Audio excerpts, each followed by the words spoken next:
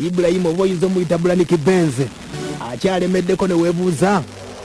bangi ne bagamba nti oba omulogo we yabutegeezezza nti okuba ate ng'afulumya hiiti waliwo omuntu gwe yasobya kati mu mbeera nga basobodde okuba ate ng'etambula omukulu gwe bayita Brannick Benz we twayimbira ku Mande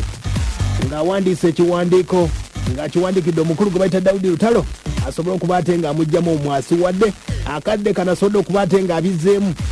azemu n'awandiikira ekibiina ekigatta abayimbi bonna mu Uganda kye bayita Uganda Musician Association ekigatta abayimbi era nga ne David Lutalo mwali ng'omuyimbi ng'agamba nti abawandiikidde okuba ate ng'abategeeza embeera nga bwesobodde okuba ate ng'etambula wuliramu Brannick Benz abawandiikidde abaawuma nga bagamba nti saba wabula siragira David Lutalo simwinaako Lutalo nesobola kulwana naye nsaba kunsonyiwa wemba nakusobya nsaba onsumulule kuba buli kiro nsula ngugumuka bingi nnyo byendaba ayongerako n'ategeeza ng'awandiikidde ekitongole kya UMA abategeezezza nti mukazi wo ye yankwana era mesagi nazikulaga nga zijjukira bulungi era twali wali ku Jeka Hotel ewa Bakuli awo n'onyiiga ne lwakinze nze akafiira mu Sharon yaaliwa sizze kwewozaako n'ebbanga lyonna ery'emyaka 4 mbadde siina mirembe nga waliwo ebintu ga mu lubuto nyigirizibwa mu music bwentwala ennyimba zange ku radio tebazikuba bagamba nti ono yakuba nandikulese mu kyalo alina kaleese okimanyi bulungi nti Dr. T yandeeta okunzijja mu kyalo seegaana kutabula makaago naye lwaki nzenze kaavunaanyizibwa mukazi wo ye lwaki tomuvunaana omukulu ono omusiguze bagamba nti omwenzi omusiru ajja kuwulira Guluma yaguza akyawandiika ekiwandiiko kibadde kinene nnyo agambye nti tebibadde byange okuba ate nga nvuddeyo okutuusa wenkomye ng'ensi erina okuba ate ng'emanya amazima era singa wanzikiriza ne kusinkana bino byonna naalibadde sibyogera oba mu mawulire ekyanyimbisa oluyimba lwe bayita Sharon wali ovuddeyo oluvannyuma lwa mukazi wo okuba ate nga batabuse kati mu mbeera ewulira akanyoomo kano agambye nti Brannick Benz ekyanyimbisa oluyimba lwa Sharon wali onvuddemu oluvannyuma lw'okumbuulira nti mukazi wo akukwana mpozi kossa n'okulumba Sharon walukaga ne mugamba mpe ssente neeyiye oluvannyuma olw'okwawula naawe awe byagaana akayimba Sharon ke kamusika eri awo wulira nno omusiguzi ategeeza Lutalo mu by'okwetonda nno amulagiramu nti akayimba kennyini ke yakola era Sharon yasobola okuba ate nga muwane video eyasobola okuba ate ng'etambula nange nalina okuba ate nga nnoonya oba okusamba akaggi mu makubo amalungi nasooke wa Sharon walukaga nali simanyi nti mukazi we olw'ensonga nti yayita mu maama afiswa ng'ayagala muwandiikira oluyimba era nazikulaga ne ku ssimu ne ku YouTube oluyimba olwo gye luli oyinza odduwulirizaako wulira omusiguze akayimba bakayita yanneefuulira Sharon walukaga nga kanaaluzaala Brannick Benz ye yakayimba era n'ekyo kiri kimu nali nnoonya future kubeera bulungi naye byonna biganye seegaana kusobya era nakunyiiza naye omutima mbadde siina mirembe wadde nga n'emmotoka ne bwenvuga naye ng'omutima gunnumirizibwa buli kadde embeera ku mikolo egimu ne banvuma ne baŋŋamba nti nze yatabula obufumbo bwa Lutalo siyinza kuba ate nga ŋŋaana byonna n'emirembe gimpeddeko okwetonda neetonze sivuddeeyo ngeri gye bagenda kubitwalamu musobola okunnenya okunvuma okwetonda si kwangu naye kitwale nti Katonda omukulu ono akyayongera okuba ate nga atubuulira embeera nga bwesobodde okuba ate ng'etambula ye Kalibwami awandiise ekiwandiika kiwandiikidde bannaffe abaawuma bayingire mu nsonga ze abaawuma tebaaliyo ne weebuuza omukulu ono anyumya mandaazi anyumya ki agambye nti neetondera David Lutalo bafaanizi b'abawagizi bonna ab'amawulire aba radio social media abasumba bange nange byansobako nali muto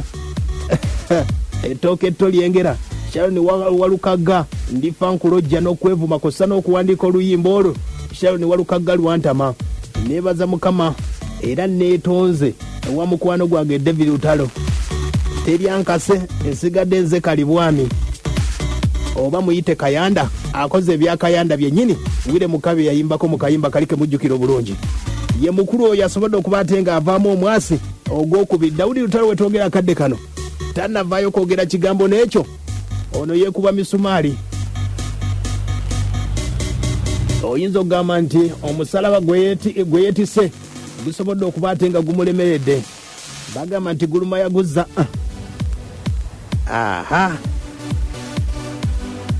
amaddo amangi ye Bulaniki Benz negatta kuze 756 ombuulire ekiwandiiko kyakubiri oyo mukulu Bulaniki Benz kyawandikidde abakulu ng'abategeeza nti baagala okuba ate nga bamusonyiwa mu mbeera eyo abawuma bayingire mu nsonga ezigatta abayimbi mu Uganda kuba David Lutalo ng'okubala emyaka 4 asula yeekanga tamanyi ani gwe yakola ki gwe yasobya ayinza okuba aba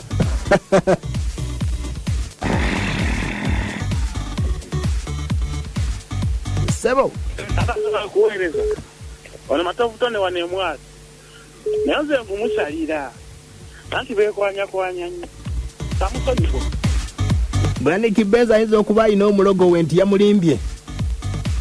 bwe kimubuuziza hiti alina kuba ate nga alina gwe yasobya kati kwe kunoonya omukulu David Lutalo naye nga David Lutalo wetwogera naye anoonya mukyala olw'embeera nti Bulaniki Benz naye ono omukyala gwe asobola okuba ate nga asigula Sharon Walukaga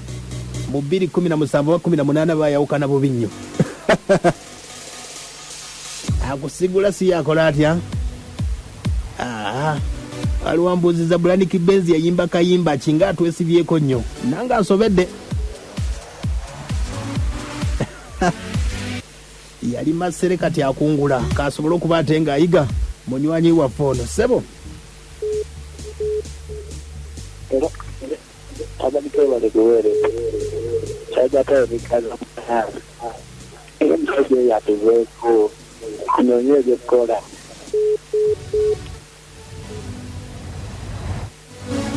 agambye nti sitende Lukindo omukulu Bulaniki Benz yeekubya mizimu oba anoonya ka hiti bayinza okuba lwe yamulimbye nti mama Farida ekibu webale kuba ate nga agamba nti amusomesa Bulaniki Benz ajoga Alice Miro bwagambye kati ng'abadde bbawa yali mugambye buladi gwe buladi sebo adanike sebo webale kuweereza sebo anagira kitabo kyena mukaaga oyo omusajja ayokubya mizimu bamusonyiwe ate bamusonyiwe sebo abanike sebo ono senga liro esindi eno katerere oyo omusajja ayagala musonyiwa bajja musonyiwa gemukkirize bw'oba gwe osobola omusonyiwa Bulaniki Benz agambye nti byonna nga bibaddeho neebaza mukyala wange wetwogerera mbu ye asobola okuba ate ng'aterera mu bufumbo obuteredde era ng'alina mukyala gwe bayita Irene n'abasirye olw'okuba nti byonna yabimanya ng'ayingidde obufumbo era akadde kano eze mukyala wa Waluka mukyala wa David Lutalo sina kye mwagaza wabula Kayanda Bulaniki Benz atusobedde Bulaniki Benz sebo elo ono gone nga sezde njeru nakatogo